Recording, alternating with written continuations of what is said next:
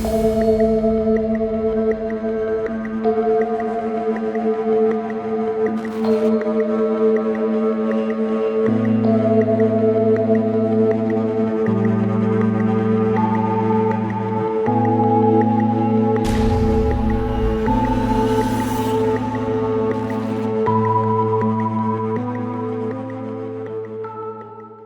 you doing? Happy Sunday, and welcome back to Addiction. We're sitting today with Ricky, Jr., and Justin. They were here in the last episode. It was a wonderful episode we had then. And today we want to talk about a few things. Now, unfortunately, our guy Dominic is out sick. We love you, Dominic. We hope you feel better. But today is a special show. We've got a couple different things going on today. So first part of the show, we're going to talk about agencies, triggers, things that happen within agencies, and things that we notice. Because one thing I noticed with clients, they may not be able to see through themselves, but they can see through you. They know if you're real or not, if you care. So that's a big deal. All right, the other half would be about personal issues and stuff that we go through. There are major triggers for us in personal life that no one really talks about. They talk about other things that are already out in the room, and no one understands what's going on in the back end. So we're going to talk a little about that. How's everybody doing? I'm doing great. How about yourself? Good, brother. I'm good. My team won. I'm 10-4. Oh my God, we can't talk about that. Oh, come on, 10-4. I don't know yet. I don't know yet. I know. You got your gear on. I know. I'm hoping. Two teams to lose. He's a Niner fan too, bro. Oh my gosh. He's a Niner too, bro. Oh no, we're I'm not nobody numbered. Teams. Any win right now is a win at this point. Browns and then the Titans. It's like Seahawks. I need Seahawks and Rams to lose, so We were just watching one them. seed. We got to get a little They're the fight. 1 seed, right? Yeah. Okay. Oh, I'm stressed All right. out too. Oh man, it's a stressful time. Well, check this out. So listen, I've been in the field for maybe about 14 years or so, and being in mental health and addiction services has been a point in my life that has made me feel so good about my job and what I do every single day. The problem is you have your good moments and your bad moments. The other problem is when you're working in an agency, you get to see every other aspect of the agency and how they conduct their functions. Mm-hmm. And I will honestly tell you that at my desk, I put my head down wondering, why are we doing that? Okay, because there's other ways to do things to help. Have you guys gone through anything with an agency? If you went to an agency for help and what you've dealt with, have you seen that setup? That's something that just triggered you, like, man, fuck, I might as well just keep on using it. They don't give a shit either. I mean, have you ever felt that? I didn't go to an agency, but I was a director of I started as a tech, right? Okay. When you start at the bottom as a tech, you don't see the behind the scenes as a leader, like a director or a manager. You don't see those things, right? And so when you're at the top and the order comes down to the bottom, you say to yourself, well, why are they doing this? What's going on? Why did they make this decision, right? But as you start to climb the ladder, right? You start to climb the ladder and you become a manager or a lead, and then a manager, and then a director and stuff like that. And you start getting to the top, you start to see what some of the decisions that are made. You know, and some of the decisions that are made are financial decisions, right? Correct. And so, and I get it, right? Because I run a business myself, and sometimes I'm like looking. Okay, he asks me sometimes, why did you make this decision on this area? And I said, you gotta understand.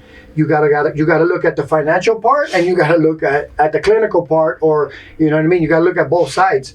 And so, but one of the things that I see that when I started to get to the top is that people started to. They want to make more money. Of course. And so, for instance, let me give you a quick example. You're running a group, an IOP, outpatient or something like that, right? And you got a therapist. A caseload for a therapist should be maybe 12 clients, right? I've been to different treatment centers where you got 20 clients and you don't even get to process through the whole circle of what's going on. Right? And then when the therapist is doing their notes, they're doing it so fast that they're not. It's just a meat market. That's it. It's literally a meat market. Like, let's get them in and let's get them out. Let's get them in and let's get them out. And so that person is not getting the help that they need because the therapist is like, okay, what do you need? Oh, okay, and what do you need? And, and what do you need? And they're going really fast, right? And they don't want to hire more people because it's less money for them. Right. You understand what I'm saying? In the back, yeah. And so they fill up the groups and they fill up the groups and they fill up the groups, and then us as addicts are not getting what we need. Yeah, the owners and stuff like that. Yeah, they're getting paid. They got their Rolls Royce. They're fine, right? Yeah, they're getting paid, and some of them are not even addicts, right? They run treatment centers, and they're not addicts, but they're like, man, this insurance is paying good. Let me put another. How much can I get more if I put 3 more people? And don't let nobody leave. You know, de-escalate. Don't let them leave. and that's draining. At the bottom, when you're a tech and stuff, it's draining. You know, you know what? Justin, don't leave, and this and that. Why? Because they want to collect that money. And I get it. It's a business. I get it. But at the same time, what are we in this for? What are we doing? So that's another thing that bothers me too, because there's the thing, what we're doing is we're supposed to help change people. Right. Okay. Mm-hmm. And there's another thing. You ever heard of case management? Mm-hmm. Okay, it's huge. Case management is huge. Yeah. And case management does a lot of work. Mm-hmm. A lot. If they do the work. Let me just say that. You're right. I've seen a case manager have like 20, 25 people a day. How do you spend an hour with each person if your shift is 8 hours? So you're giving them 5 minutes, 10 minutes apiece, and then what did you do in 5, 10 minutes? How did that person feel like something was complete today? Because that's another big step. It's a step forward every time. So if I leave your office and you're my case manager, you start from me, everything fine, it's okay. I mean, what's just going to happen? Goes, oh, don't change, don't worry about it. And then we can fill out. I said, no, I got money for this paper. Oh, the paper comes in, come and see me. And you kick me out the room. So I left with everything being incomplete. So how am I supposed to feel right now? Should I go hit the pipe because that gave me more of a situation than you just did? Well, a lot of the issue that I know from I'm not very far removed from having had a case manager, and in fact, Dominic was my case manager. Dominic's awesome, yeah. Dominic is awesome, but I'm going to be honest. When I first was in Dominic's caseload, and he knows this, Dominic knows this. If he watches it, it's not going to bother him. But I didn't like Dominic at first because I thought I wasn't getting the time of day, and like you said. In a truest statement, I probably wasn't, but Dominic does the best that he can. Absolutely. Right? Like you said, he has a caseload probably of more than 25, right? Mm-hmm. But he does the best that he can. And something that I've come to discover is it's just like anything when you're in recovery, you get as much as you are willing to take out of it. Correct. Right? And I didn't know that at first, right? Because when you first go into some treatment centers are bigger than others, right? And when you go into one as big as I was in, right, you kind of just put your head down sometimes and just kind of do what they say, right? And you don't realize that maybe, and this is what I tell my sponsees now who are in that program, right? I tell them, listen, you have to go in there and you have to ask them what you want. And if you do that, it actually kind of helps a little bit because now they're not just pulling things out of a hat and hoping that it sticks. Now you actually kind of target them. Right? And it actually makes things better for both people, in my opinion. I'm not a case manager. I'm not a professional. No, you're right. A point of redirection is important. Absolutely. And then you're starting to get more out of it because now you're involved. So now you're personally invested. Right? Now you don't just walk away from it. Right? Because maybe the first time you got, pushed aside because we're not going to deal with your housing right now because, oh, by the way, you need all your vital documentation and that takes time, right? You need your social, you need your ID, you need your birth certificate. Let's get you a job. All right. And after your first month, then maybe let's worry about what your next housing and situation is going to be, right? But let's stick to the here and now. And I think that's what a lot of the bad rap for case managers kind of comes through is you want what you want because I'm an entitled addict or I'm an entitled person because I know my insurance pays for this, so you need to do this, right? That's the flip side of it, right? People weaponize that fact. I've seen it firsthand, right? People who have like 15 days off the street, right, become very entitled to the situation that they're in because they know, oh, I'm making you money. I know for a fact. You can't just push me off, right? They don't care about the fact that this case manager has 30 other people that they got to deal with, and they're tearing their hair out because this is the 13th time that person has come through, right? They don't care because I know I can get away with this. And it's almost like you're a taxpayer trying to tell a politician that you're their boss because your taxes pay them. Technically, you're right. But there's so many layers between that, so many degrees of separation, you're almost wrong. But can I fire them? That's what really counts. That's what I'm saying. There's so many degrees of separation, you're almost wrong. Can you fire who? The politician that my tax dollars are paying for. Right. Exactly. I have some answers on that one, but it is true. I mean, a lot of redirection has to happen. I think a lot of people, when they go to agencies, it's like, you have to give me this. One of the biggest problems come out of the hospitals themselves. Mm-hmm. If you've ever been to the hospital and say, oh yeah, we're going to send to this agency, they have housing for you and they take care of you, we're charging you over to this agency. When really there's no house for you. Oh yeah, It happens all the time. it's It still happening a happens. lot It happens all lately the time. because of it's getting cold now. Well, what's happening now is hospitals tell you that to clear a bed and it's someone else's problem. Oh yeah, true. You see what I mean? Dumping. That's it. They You're call dumping. that dumping. Dumping, yes, you're You know? dumping. And then other agencies dump on other agencies. We're so tired of this motherfucker, drop them Yep. off over here. Mhm. And that happens. I get them in my office. Right. You know, so it's a lot going on, and I think we need to train people. Now, I won't say their name where I work at, but I will say where I work at. The team is very, very kind. Surprisingly enough, they care about the people. We do extra. We go above beyond for the people and case management. Here's what I love: if you come to me for crisis, and I see you for a crisis, I got you for 3 days. Right. 3 days. I mean, in 3 days, I do your assessment. I work on your stuff for those hours. Then the next day, we do some assessments and a couple other things. What I need to do for you that. Do you need to do a bus pass? You do whatever the basics are. Make sure your clinical care is together. I do it for 3 days. I find you a housing and get you off the street. Mm-hmm. I'm not seeing you and 15 people today. Right. They don't function that way. Right. Which I find to be great. Other agencies go, well, what the fuck, man? I need to collect my money. Yep. Yeah, I need to collect my money. I don't care if they're homeless or not. I need my money. And I think that bothers me so much because here's the thing, I'm going to say it again, I've been saying forever. People on the street, people who are under addiction, people who have mental health issues, any special needs, they are a human being, not a billing number. Can we treat them as a human being first?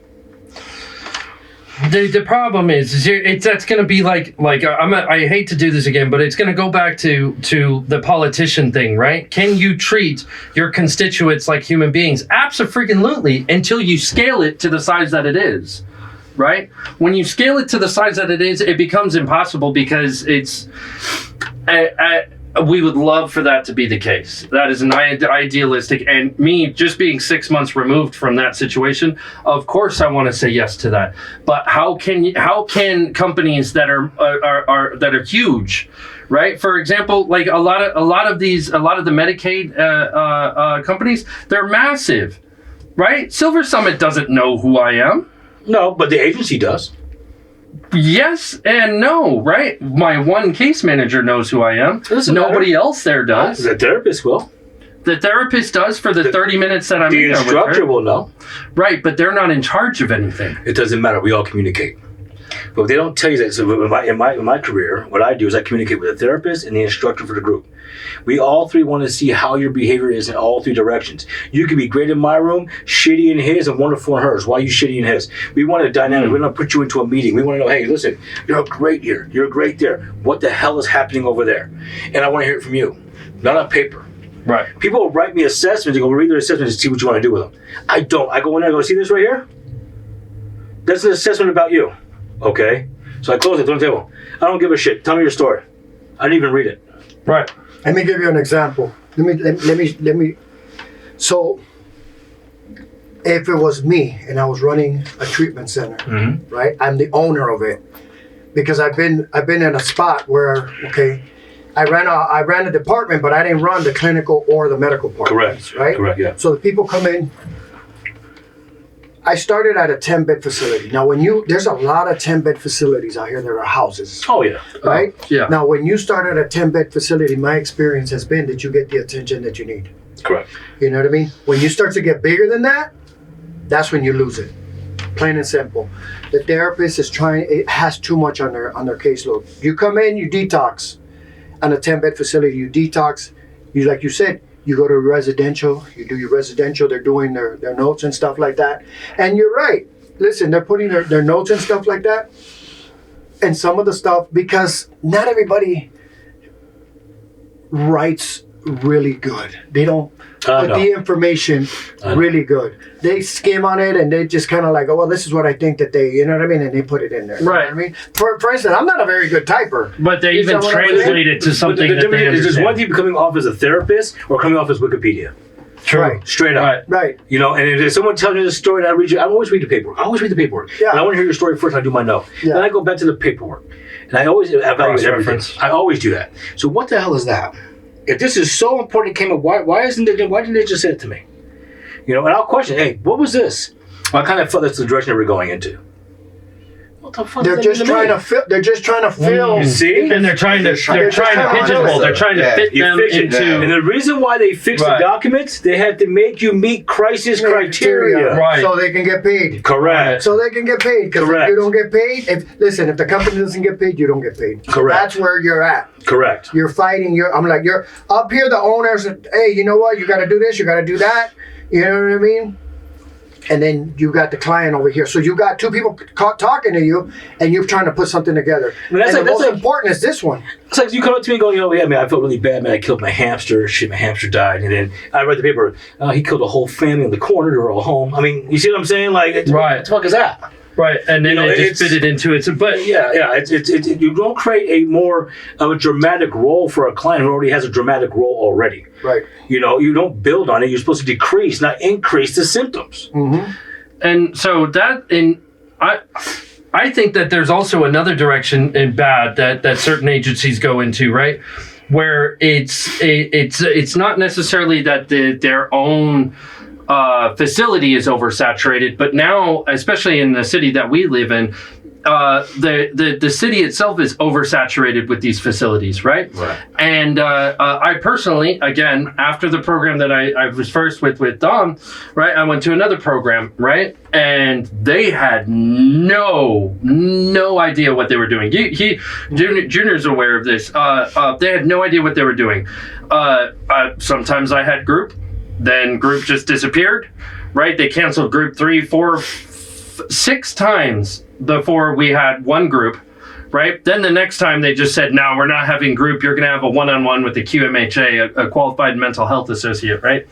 And that happened twice, right? The first time, it was okay. The second time was identical to the first time. The guy hadn't recorded or remembered anything that we talked about, right? And then the case managers didn't know what they were doing, right? I had to kind of do half of what they were doing. They just kind of opened the door with the resource, but anything that was supposed to be going on, they didn't know what they were doing, right? So, yeah. And so, like, I'm in this program, and I don't even know what the program was. Like, and nobody did. Nobody cared. Nobody wanted to be a part of it. You know where that happens? Okay. I hired you as a therapist, right? I'm trying to fill a position because I'm like up to here. I got things that I got to take care 100%. of. I got business development and the owner talking to me. You need to fill a position in. You got to do this. We need to get paid, right? So I just hire anybody. You got your paperwork. Okay, you got a degree, this and that. You bring them in. You got to run group. Now that therapist or case manager that you just brought in that has to run your group doesn't show up. Doesn't even let anybody know that there's a group. Hey, I'm going to miss group today because I got a doctor's appointment, because it happens. Oh, it happens. Let me know ahead of time. You got to be responsible. Hey, you know what? I got to go to the doctor's tomorrow, so we need somebody to fill in for my... And then, so when you go to group, there's no therapist, there's no case manager, there's nobody Exactly. there, right? And so nobody knows what to do. Right? Nobody knows what to do. Now, either there's one thing that can happen, a couple of things that can happen. They'll just put somebody in there, Which they ended up doing. right? Or they'll put on a film, right? They'll put on a film, right? And then somebody will just do some notes on that film. Some of them will even take you to an outside 12-step meeting, which is not They never a group. did. Right. Yeah, but some groups, because I've seen it happen, They use that as a group. that as a group, and that's not a group. No, it's not. It's not a group. barely PRSS. You And know? some people will sit there and say, all groups happen here only. They don't want to Exactly. funnel people anywhere Right. on purpose, yeah. And I'm 90% sure that they were, I haven't checked this, but I'm 90% sure they were billing my insurance, right? Because they had just opened this new house, right? And like I said, they canceled group 6 times in a row, and yet we're still paying the bills on the house. When we know that when you house somebody, right, and you have a clinical something else, and nobody is paying for the house, what is your insurance paying for? It's paying for the clinical, and the clinical is also paying for the house. That's exactly. So how are you doing that? Because people don't realize there is no house payment. No. That's why ILP, all these credit control important, they pay a high rate. And they use that money to pay for the house and to keep you stabilized while you're completing your treatment. And it's a smart business model because then you attract the homeless. And It's done correctly. Right. There's nothing wrong with it. No. Right? Because we do that on our sober You're living. still providing You a know what wonderful I'm saying? service, We do that right. also we're living. So that model works good. You know why? Because they don't want, like for PHP and IOP, they don't want the client going home. Right. When they go home and they're doing whatever they're doing, they're not under surveillance or There's no structure. no structure, no nothing, right? Tomorrow's group and they don't show up. See, that's why with my host What's Over Living has transportation. Right. That's what we have. Yes. Right. So we have what Get your ass in the car type Right. shit. Right. So Yeah. what happens is the agency that I work with, right, a couple of them, what they do is they don't have a sober living. So I have a big apartment complex, right, and they have a big business, but they don't have enough housing. So we And get their overflow. Yeah, so we get their overflow. So what happens is they'll be like, "Hey, Junior, we're gonna send you such and such." Now I know that they're sending me people that are going to groups and stuff like that. They want to send them somewhere where they're structured. They're getting UA. They're going to meetings. They're doing what they're supposed to do. Right. And in the morning, they got to go to group. Yeah. Because And if they don't go to group, Yep. if they don't go to group, I'm gonna be like, "Hey, what's going on, brother? I do too. I You know took the house. what's going on? How come you're in the house? Don't you got to go to group?" And logistically, You know, it because just I know works their better. schedules. I know, hey, you got your group schedule or you're working. Why ain't you going to group? Why ain't you doing this? Right? So that's a good model. That's a good model when they have housing, but you gotta do it correctly. And some people are not. Like some where I came from. Yeah, some people are. Oh, you can smoke weed. I'm like, Right. What? No. You can smoke weed? No. Right. Let me tell you something. I used to manage for another company houses. Okay, and the agency wanted everybody to come to groups. That's why. Right? So John, get out there, make sure they do their shit, check the houses. So I would go out there. I kid you not. I put one house in North. I closed so many houses down and transferred everybody so quickly. Why? I put in front of the house. First of all, there was like broken toilets and debris all over the yard and shit like a trap house. Oh wow. And then as I got out of the car, I got to the beginning part of the walkway. And I smelled weed real strong. So I walked to the door like, let's get strong on this damn door. So I knock on the door. I'll go, who You are can you? almost see it. So I'm here to monitor the house. It's like, oh, okay. And I can smell like who's smoking weed? Oh, one of our old guys likes to smoke in the house because he's old and it's allowed. Yeah, no, You it's can't not. stay here. It's not allowed. No, You can't stay here. But it is. See ya. I said, where's your manager at? There's a manager on site. He's always in his background, never really comes out much. Oh no. Well, that's not managing. No. Then I find out the manager, I'm banging on the door. What, man? What do you guys need, man? Just do whatever you're doing. Ah. So I bang on the door again. He just goes, would you want to hear well? No, I can't. You should open the door.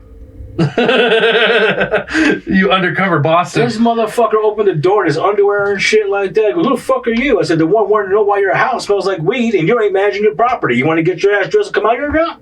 Because I'm going to shut your shit down. Right. Then I find out the motherfucker's high in meth. I was gonna say that He's sounded that smoking old meth in thing the back room. sounded like he's tweaking. So I'm like, dude, I shut everything down. Oh. You know, but a lot of houses were like that. If they weren't managed properly, they were like that. Or people were running around back and forth. I had to put myself in every single home to make sure shit was right. Mm-hmm. Because if you don't, they'll tell you whatever they want to tell you. Mm-hmm. If a client goes, let's see what happened in the house. I go, hey, what's going on in the house? That's what I just heard. He goes, no, man. What happened is this. Are you sure? He goes, absolutely, dude. We take it right away. That's not, we take it right away. So I'm going, it says it didn't even happen. No, they they're got gonna cameras, John. Right. Now, when a client who I know has been using dope says, they got cameras, man.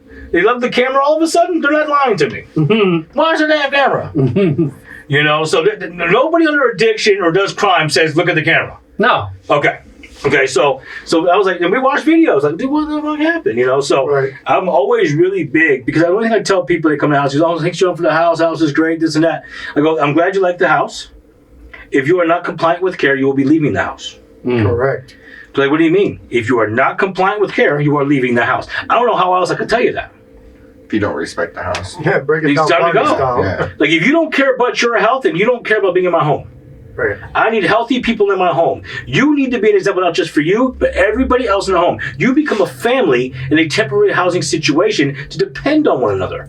So isn't it up to at that point? Isn't it up to the person in charge to find the correct people to put under him? Not to toot my own horn, but I think Junior did a fabulous job of it. Well, Junior was going to go with somebody else because that screw it, Justin's already here. Yeah, but So let me give you an example. When I first opened up, the first girl that came in, she was doing good. She had been clean for like 3 years, right? And so she became the house manager, but I was watching her. I was watching her and stuff, and she was doing great. Don't get me wrong. She woke up in the morning, she went to her meeting, and then from her meeting she went to work, and then she would come back at 10 or 11 o'clock at night. Now she leaves at 9 in the morning and comes back at 10 or 11 at night. Okay? Now, she's not using or anything, but she's traveling on the bus. All this that she's doing is traveling on the bus to get to work and come back and stuff like that. What's wrong with this picture? You're never there. You're never there. Correct. Right? You're never there. And they question you. Why are they here? Right. And so I was there during the daytime, but if I needed her to do something, she wasn't there. Right? Which is cool. I mean, I don't need the house manager to be there the whole entire time, but I need her. But she was just gone from early in the morning. I got there late at night with everything. You know what I mean? Now, I had another girl, right? She became house manager. And then she thought that every time that she did something, I was going to take something off her rent, which I took a piece off of it. I took a piece off of it, and I'm like, look, we just started. I can't, like, give you free rent. I can't do that just yet. Maybe later I can do it, right? It'll be a different story. Well, I'm doing this. Yeah, but you chose to do these things. I didn't ask you. You were the ones that did all this stuff. I gave you a list of the stuff that I needed you to do. Justin. When I was with Justin, he was working, he's doing whatever he's doing.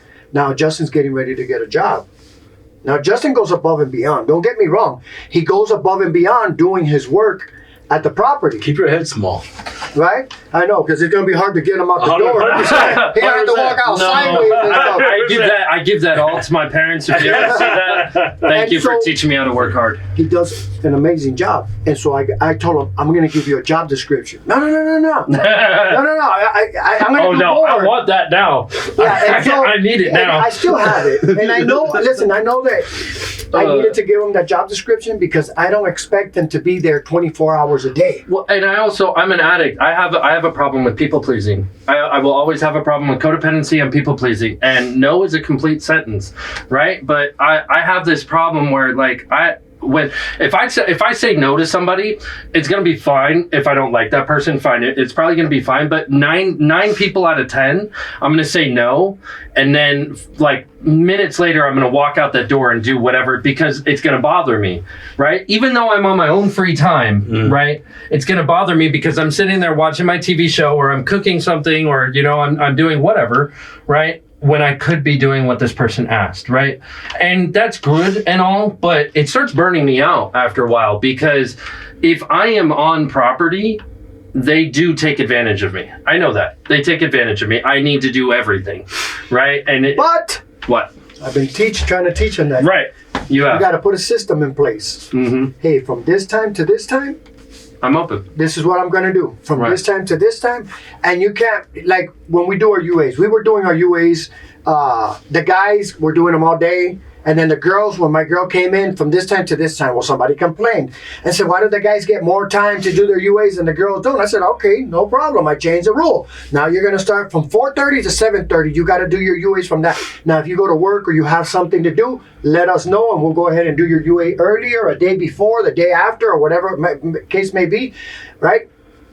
With Justin, I told him, because I know he's getting ready to get a job. Yeah. And so we will work the schedule. We will work with the schedule because I don't expect him to be there 24/7. He when he's there, it's because he's hyperactive and he's always doing something. He likes to stay busy. He just loves to stay busy. He's not the type of person to just sit there and watch TV. He's always throwing out the trash or doing this or doing that. But he needs to control his audience. Right. He needs to, because if you don't control the audience is going to do whatever they want, and they're not going to respect your time. And I told them that you need to do this and let them know. Hey, can I do my UA? No, your UA is done at 4:30. But the Cubs are there. Right. The Cubs are there. And you're here. Junior's an extreme exception to most people that I've noticed in in sober living / treatment, right? Not to fluff your head up more, right? But you have a wonderful perspective on everything to do with it because you've been involved with everything to do with it, right? Whether it was starting out, like you said, you were a BHT at one point, you worked your way all the way up to a director of operations. And not only that, but you've built another one. And not only that, you built another one. And not only that, you're now building your own, right? So learning from you is a resource that's like invaluable, because you understand like what needs to happen regardless of the level or area in this field. It's kind of crazy, right? And so because right now he's fresh in recovery, right? He's been in recovery and he's fresh, right? So he doesn't see, a lot of the people that are in recovery right now do not see the big picture just yet. Okay. They think they do, but they don't see the big picture. And I told them, see, I have a vision of what I'm going to do and how I'm going to do it.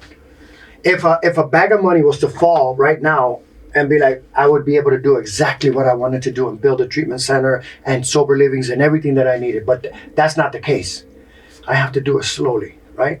And I told Justin, if you stay clean, right, you're going to go to work, but I'm going to be able to top that work and put some money in your pocket. And at the same time, you'll be running this place. You'll be a regional director. You'll be a regional director, a regional manager of what we're doing right here, because I'm going to teach you. You're going to be my Padawan learner on what I'm going to teach you. I have another guy that I taught, my assistant director of operations at another treatment center, and says when he got out of prison, he came with all his degrees and papers that he had got. And I said, and I just wanted to see the umph. If I see the umph in you and wanting to learn, right, then I'm going to teach you. Yeah, I'm right. I'm going to teach you. And so at the end of the day, I know he got umph. He's not lazy. You understand what I'm saying? He has drive. He goes too fast. And so I'm trying to slow him down, because I told him the other day, I said, dude, slow down. Because every time you make a mistake, you cost me money. Yeah, I left and material. the keys. I left the keys. Yeah, he was moving so fast, he left the keys on the door and stuff. And I was like, I was like this. And he was like, yeah, we're all the property. And I'm like, dude, slow down, brother. Slow down. You know, but he wants to do so much. But out of all the boxes, he checks all the boxes. But I don't expect somebody to be perfect. We're human beings. I don't expect a person to be perfect. But I know the box that needs to be checked, and I know the box that I need to work on. You understand what I'm saying? Sometimes he's going fast, and I'm like, just hold on. And he'll slow down, right? But he's smart, bro. He knows stuff that I don't know. Like you go into the computers and stuff, I'm like, and the this and the wire here and the this and the that, and I'm like, I am lost. I don't know what you're talking about. Thank you to my mom. She break it to me down in party style because I don't get it. Yeah, you know, that's a strong suit. I mean, that's a strong suit. So okay. So now we talk about agencies. Some things with agencies a little bit. We talk a little bit of this and that. Teaching within agencies is great. Now, however, most people don't talk about their personal problems. Things at home, or things they deal with, or they see all the time, or changes they wish they had around them all the time. A lot of people have trouble with mental health or even addiction because they can get an answer from nowhere else, man. You know, some people, when they don't have a family direction, they choose the hood. The gang becomes family. Who showed you love? Who showed you the path to go? I need to go to the restroom. Go. Okay, here we go. We'll continue to get back. Okay, all right. I got you. Oh man, I've been holding that. That's why I hate drinking water, bro. I'll be quick. Gotta drink something. Yeah, so I mean that's one of the biggest things that we have. You have a lot of situations where people will choose gangs, man. Like, you know, the gang became my family because my family didn't become my family. My family became the enemy. Well, who loved you and pushed you to that path? Yeah. Well, so. Can I share my story a little bit? Yeah, please. Because I have a my sponsor says that I have a uniquely perfect story for the 12-step programs, right? Because on paper, outside of the first about year and a half of my life, right, where we were pretty sure my biological mother used drugs while I was in utero, right? She cheated on my dad. Right. And when I was born a year and a half old, she neglected me when I had chicken pox, and it ended up traveling into my lungs. Right. And they had to cut me open and scrape off the scar tissue so I could breathe. right? Holy and it complicated Jesus. with pneumonia on top of that. Oh. Keep in mind, it's a year and a half, 2 years old, right? Oh, yeah. Right? And so I had like a minuscule chance to live, and I did, right? But outside of that, right, when I was 5 years old, my dad ended up marrying my mom, my stepmom, but the woman I choose to call my mom because she was, right? My family became very well-to-do, right? Not immediately, but very quickly, right? My mom was a teacher, one of the premier teachers in Las Vegas, and my dad has always been at the top end of every program, every company that he worked for, right? Mm-hmm. I've been in magnet schools or zone varied schools since I was in school with my mom, right? Went to Hyde Park for math and science, went to advanced technologies for architecture, right? Got a scholarship to go to UNLV, right? Mm-hmm. And I ended up going to the one problem was, and I've talked about this with my parents, is I was over sheltered, right? I had no defense against anything. I lost my virginity at 18, also smoked weed for the first time and drank alcohol for the first time, all at my high school graduation party.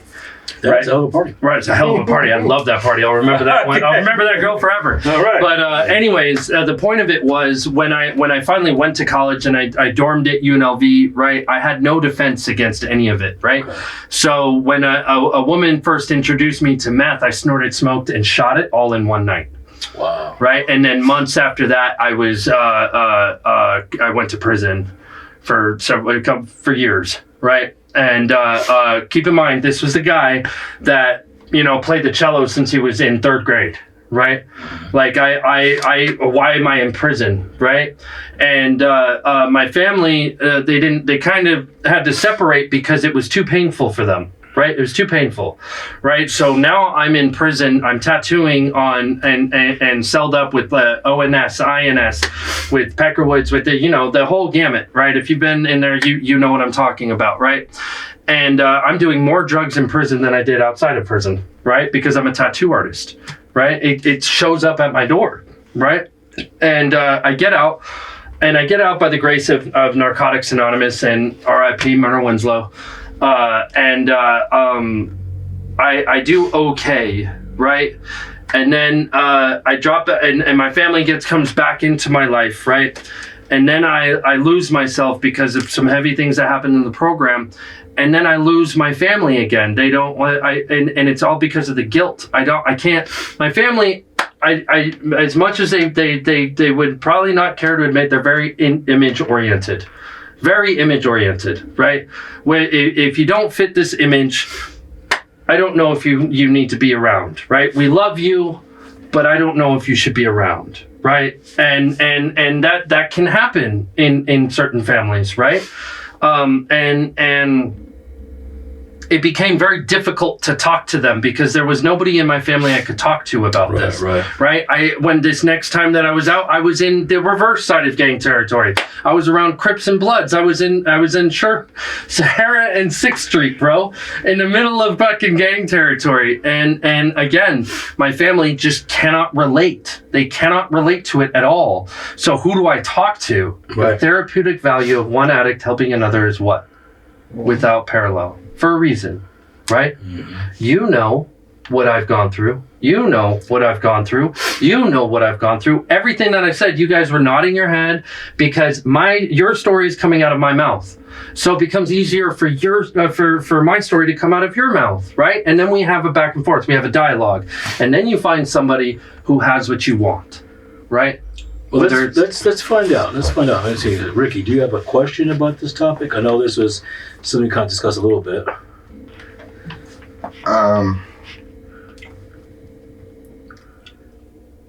I know that no one talked to you, like, in your family, so who did you go to that was close enough to family to talk So you want to know what happened? Well, were you asking me or him? Oh, anyone. You want to go? I'll just say, for me, it was weird for me. So here's what happened with me. Back in the day when the gang life happened, the money was great. Mm-hmm. And it was easy for me to make. I didn't have to put myself on a red flag anywhere. I had a team to do everything. I watched my grandfather, and I worked. I worked for him and everything else, right? I hid everything, My dad, my dad was kind of strange with a lot of this stuff. You know, he told me he was a cop. I don't know if he ever was, to be honest with you. The thing is, because one thing happened, I was like, well, a cop wouldn't do that. But for example, my grandfather would say, always work hard, do this and that. But my grandfather found out what I was doing, would have broke his heart. My grandfather always taught to. My grandmother would just backhand you. That was her communication. It was a backhand with a ring on it. So, okay. My mom is a saint. She still is. My mom is like, so is mine. You know, you shouldn't do that. It's not right for you. You're better than that. My dad's like, me whoop his ass. We just choke slam him, you know, that's my dad. And my mom, one time, she even found weed of mine, and I don't know how she knew it was there. I don't know if she smelled it or what, but she went to the back of my old school box stereo in the battery compartment, all my shit was rolled up. That's moms have this super sense. You know this. They have this super sense. It's insane. Now, mind you, I'd come home and I'd walk, I'd go in the stereo and go, what the fuck's my shit? God. What the fuck's my shit? She didn't got you. And then she goes, hey, yeah, Mom.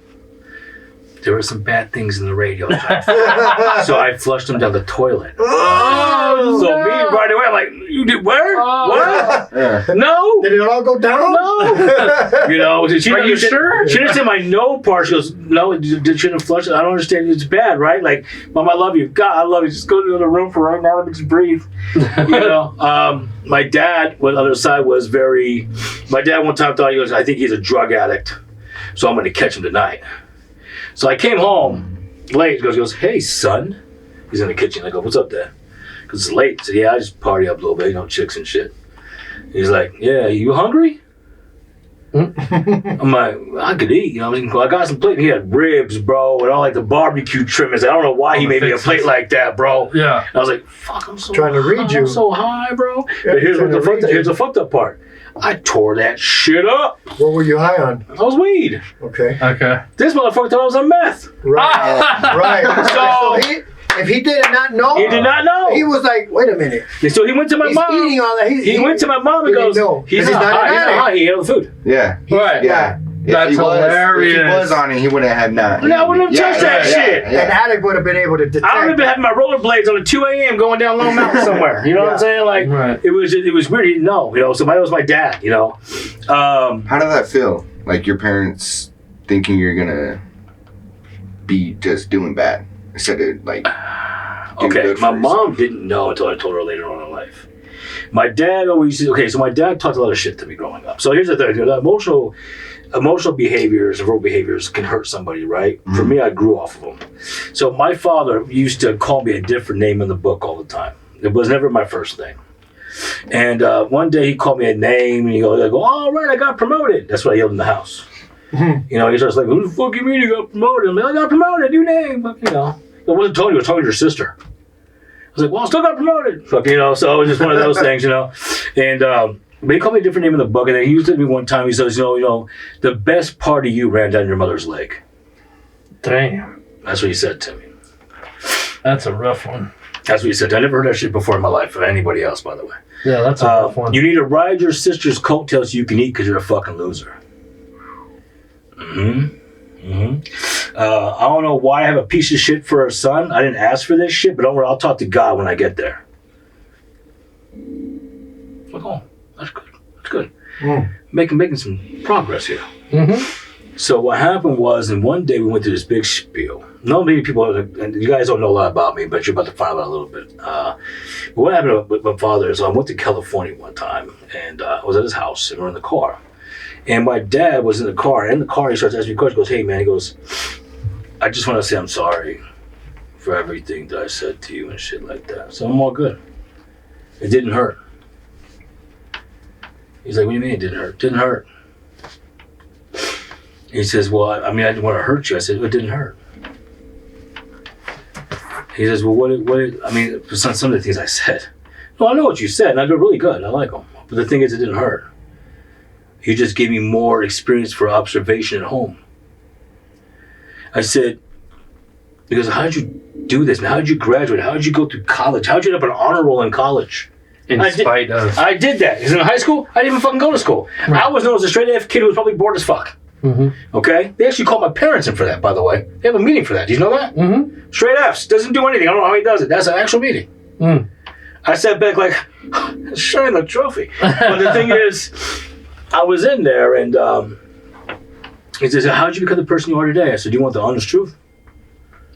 Well, yeah, man, I don't want you lying to me, you know? I didn't want to be you. Right, you did it in spite of, not because of. I actually told my father I didn't want to be you. I don't do what you do. You always told me all my life to fill your shoes, and I tried for so many years to fill a pair of shoes that I'd rather throw in the trash. I said, I don't harm people. I don't disrespect anybody in my life. I help people. You know, I could never be the man you became. And because of you, I'm a better man. He cried in the car. He actually cried in the car. I never thought I'd see that. He cried in the car. I'm sorry. I said, there's nothing to apologize for. What's done is done. And honestly, you helped me. Who knew what it became? Let me ask you this, because I've never heard it that way, right? That inspired you to do good. But do you feel that in your subconscious mind, when he was saying those things, and he was probably, because he's asking, did it hurt? Did it hurt? Do you think that you were suppressing that down here? I don't know, man. You know what I mean? I was a mixed bag back then. Right. Because I made more money than my family combined. Right. I was on the street, bro. Right. I knew what I brought in. But and that's cool, right? You know, we get money, we get this to make us feel good. We might you smoke weed. We got all these things that make us feel good. But the pain that we've compressed down here, have you ever worked out that pain? Is what I'm saying. I think, honestly, I think my grandfather and my uncles were a big part of me compressing it. My grandfathers and my uncle's very known, the Greek Syndicate of Chicago. So that mafia shit you watch on TV, I witnessed in person. And my uncles will always say, no matter who it is in your life, you can't please everyone. Correct. He says, you don't want to be everyone either. You always want to be who you are. Correct. If they like it, they like it. If they don't, let them walk. There you go. But my uncles always beat that into me since I was young. My grandfather, what's with that guy? He don't give a shit. My grandfather was a nice guy, but who gives a shit? So my dad was the one who always ventured out for attention. Like, you gotta love me, Junior. I fucking met you, bro. You gotta love me today. We just met. Fucking love me. I don't do that shit, bro. Mm-mm. I'll call you. You want to do some shit like we did the other day? Do some shit. I get to know you better. I don't do all that, man. I don't venture for attention. I feel like the less attention I get, the easier my life fucking is. I got enough drama as it is. So I think honestly, down below is a true point in my life. Like, I wish I could make my dad happy. What can I do? There it is. There was that. Right. What can I do to make my dad happy? But then as I got older, no matter how much I controlled and thought, I said, am I even making the right person happy? Right, and that's the real question right there. Am I? Because honestly, when he's gone, it's just me anyway, bro. Mm-hmm. You know what I mean? So am I making you happy so you can smile and brag to somebody? Or should I make myself happy to make my family happy, myself happy, and grow with the family I have now? And that right there, that's the answer. Exactly. That's what it is, because bro. if you're, and it works in almost everything, right? And I tell this to people, I share about this a lot in meetings or when I talk to people, right? I also had that same issue, right? It's on a different degree, right? Yeah. Where I was, when I was doing good, it was to get the response that I wanted. Right? It wasn't to do the right thing, and it wasn't because I needed to do it for me. It was because I wanted the response from my mom. I wanted the response from my dad, right? Or my mom told me what I needed to do to make my dad happy, right? Or this, that, or just, you know what I mean? Whatever. And so there was no actual insight being done, right? And it's always the age-old question, right? Whenever you go to a meeting in one iteration or another, right? You'll always find that with people who are younger, right? Is when they were asked a question on, in my case, why I hoarded, why I stole, why I manipulated, why I lied, why I cheated, why this, that, the other, right? Why did you do that? What is always the answer? What? I don't know. And my parents would always, my mom specifically, would get so angry because there was a severe lack of insight, right? But there was a root of the problem that goes before the insight, before that. And I have a thinking problem. I have a problem with this. I don't know how to live my life. I don't know how to think right. I don't know how to act right? So if you want somebody who doesn't know how to do all of those things to then look at why, how can they possibly? You can't. It's crazy. I've had clientele look at it. They've told me I can't read the name of the book. When they're going through sobriety and mental health, they'll call you every freaking name of the book. And they'll apologize, man. I'm so sorry I said to you, John. You're so good to me. I don't even know why I did that to you. So it's all good. I've heard a lot worse. But what I don't share is a lot worse I've ever heard. It always came from my own father. I never share that. You know, people can call me a name of the book. I don't really give a shit. And why do you think that when people call you the name of the book, why do you think they do that? Because they're not getting what they want. Number one, they're clientele. Okay, I'm sorry. That's number one. You know, if I can't replace the bus pass you just lost or sold, I can't do it, buddy. That's how this works. Right. You know, I mean, come on. If you're doing dope in the house, I can't put you back in the house. You're doing dope in the house. I mean, it's stupid shit like that. But they'll call me on, well, fuck you. You don't give a fuck about me, stuff like that. You're a fucking asshole. Knee-jerk Mind reaction. you, the asshole part sticks. I let that fucking work. Okay, but the thing is, I'm not here to be your best friend. I'm here to hug and snuggle you and shit. I don't fucking need to do that. I'm here to put my foot up your ass so you can change it and you can do what I'm doing to somebody else. Exactly. That's it. And spread that. That's that it. message. A lot of people like to pamper. 100%. A lot of people like, Oh, I'm so sorry. Fuck Are you good? You okay? Right. Did I hurt your Exactly. feelings? Fuck Oh, that. did I hurt your Right. feelings? Are you okay? Right. Especially Oh, with don't this younger cry. generation, right? I'm like, you know, the other day I was at a therapy session and somebody was crying.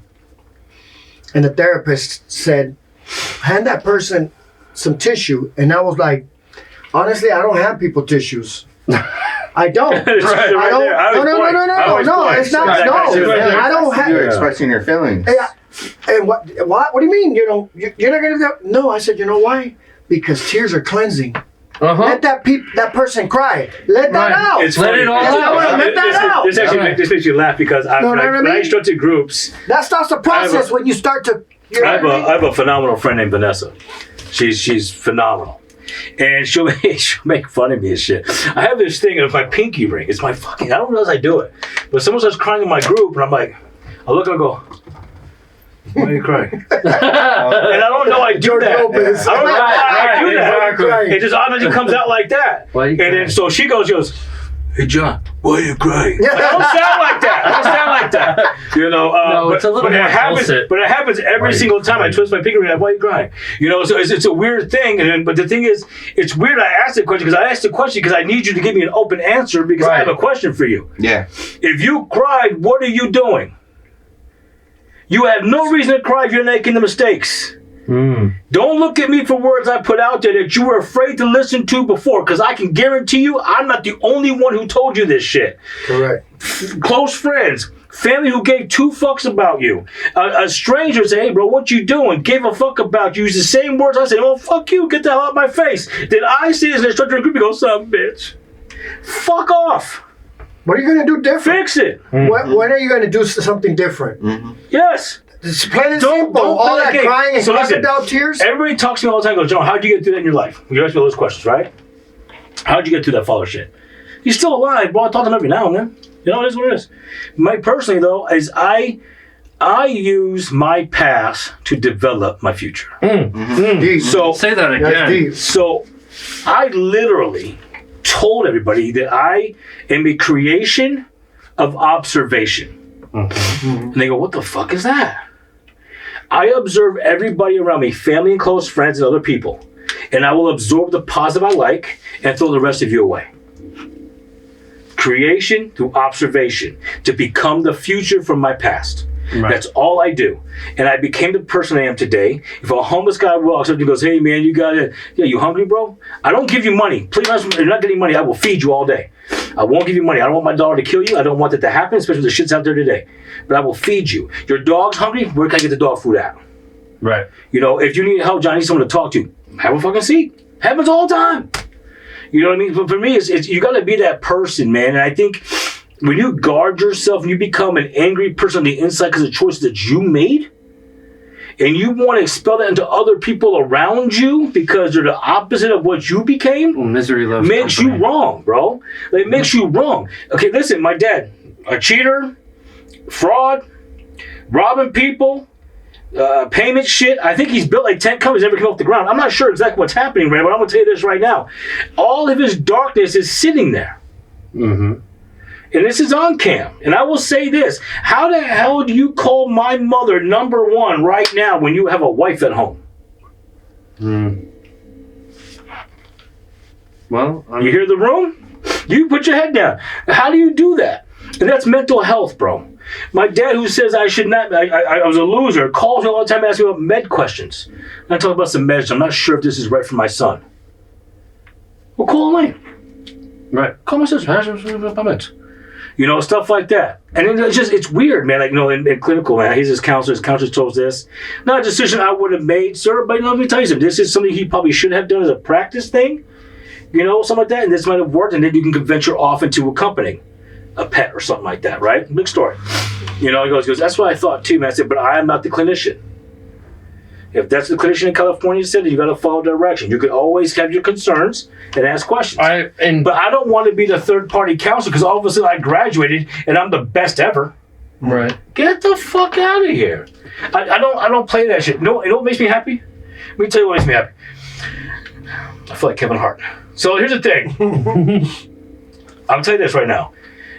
When I went to the schooling and I wanted to help myself get gains in my life, I was dying in the hospital. This is a true story. Twice, by the way, of death. First time I was throwing up into a bucket of blood. Just blood was coming out of my body. Nice. At Centennial Hills. And I had a final to do for my bachelor's degree. And I was in the hospital dying. They said, he's probably gonna fucking die. He's gonna fucking die. Right? I had to run to the bathroom. More blood, more blood, more blood. My wife fought it with the hospital. I told my wife, I said, go home and get the laptop. She goes, for what? I got a final to do. She goes, no, your health is more important. No, it's not. It is not more important than that final. Go get it.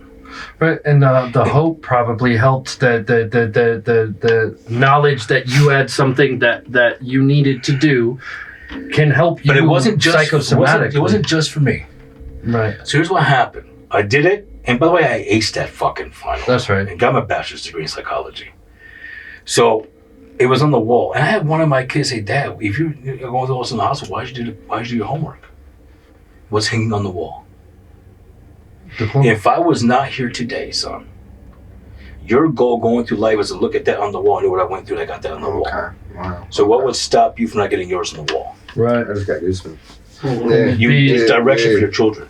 Be the truest example. Yeah. Example. 100%. Mm-hmm. You know, I went through my master's. Going through my master's, everything's great. Honor roll, everything else, and I got cancer. And leukemia, ALL. They told me I had a 15% chance to live. 15 sound like 100 to me. I fought. So you're telling me there's a chance? 100% I felt. Exactly. There's a fight. You know, I did everything I could. I called the school and goes, we're going to get through this together. Motherfucker, I love them for that. And I did it. And I wore a necklace, my cancer necklace, with my year on it. And I walked in the stadium in Arizona for their baseball team on the field with my captain gown to get my master's degree in psychology. But I cried, brother, because I wasn't supposed to be there. My family was so happy. So when I say, you know, do you do this for you? I do it for me because I need to have that gratification. I didn't want to help be honest with you, I want my mother to have graduation. I never gave her before either. I gave her college graduation, man, 3 of them. 3 of them. Fucking A. Right? So my thing is this. I do everything I can do, not only to power myself, but to power those around me. Only person I care about smiling is my mom, for one. I love my mother. My wife and my children, bro. My sister, my family. The ones who don't put a stipulation on what love should be and why it should be here or not be here. And I think that is one of the directions that we take. So when my past came to life, in family instances and stuff like that, this is what happens. So I do say this, guys. You guys anything to add? Because this just gave me a great idea for one more show this month. Okay. I was going to kill it this month, but this is a bigger show. Are you guys down for that? Mm-hmm. No. One more? You want to be in? Yeah, I'll be in. Okay. Okay. This is a big one. Okay. Trauma. Oh God. That's deep. Okay.